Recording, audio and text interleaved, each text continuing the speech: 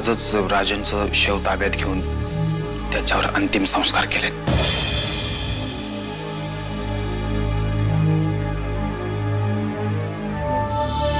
बरं झालं, निदान नरकाची वाट तरी मोकळी झाली त्याला. जानकी अगं काय बोलतेस तू?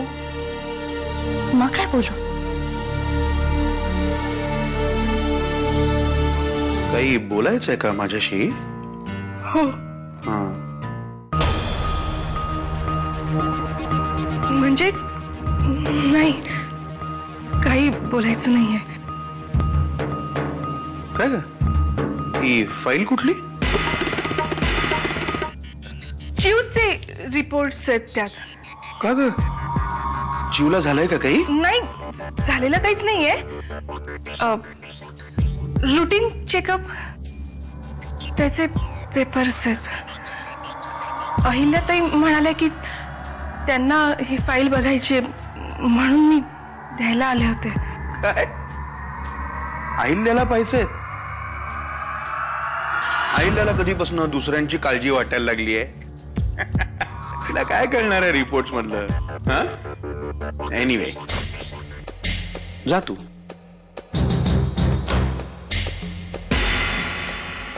जन्म 7 एप्रिल 1973.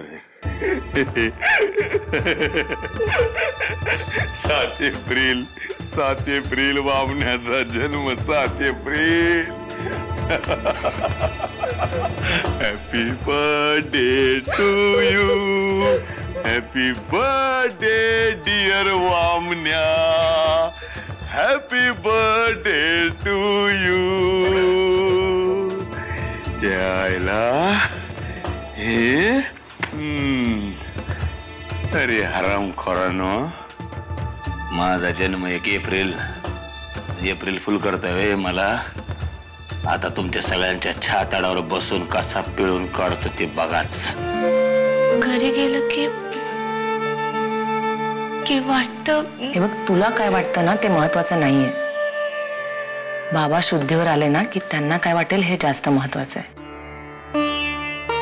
नाहीतर शुद्धीवर आल्या आल्या मला विचारतील तुझ्या आईची काळजी सुद्धा घेता येत नाही का तुला?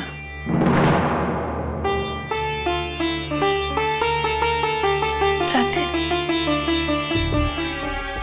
आत्याबाई, काय रे, काय झालं? बाहेर लय मोठा राडा झालाय.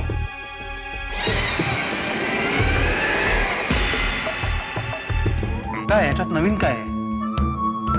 माझं बर्थ सर्टिफिकेट आहे, माझ्या पासपोर्टची झेरॉक्स आहे. काय नवीन काय याच्यात? म्हणजे तुला मान्य आहे हे जन्माचं सर्टिफिकेट आणि हे पासपोर्ट तुझाच आहे?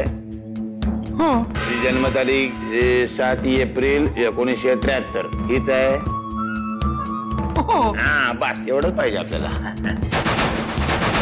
हा, बस काय? तुझा मुद्दा काय आहे? वामनराव, मुद्दा असा आहे वामनराव, काही दिवसांपूर्वी मला अजून एक सर्टिफिकेट दाखवण्यात आलं ज्याच्यामध्ये तुमची जन्मतारीख होती 24 मार्च 1973. काय? असा आहे मुद्दा. कोणी दाखवलं? कसं शक्य आहे? तुम्ही आज चला, मी आज समजावून सांगते. चला. वहिनी आत नाही बाहेर नाही, जे काय बोलायचं आणि दाखवायचं ते इथं सर्वांच्या समोर. बोललो ना मी, इथं इथे व्हायला पाहिजे सगळं. अरे काय चाललंय? कसला आरडाओरडा चाललाय एवढा? या आत्याबाई, तुमचीच कमतरता होती. एवढं वय वाढलं तुमचं, खोटं बोलताना लाज नाही का वाटली तुम्हाला? परशो,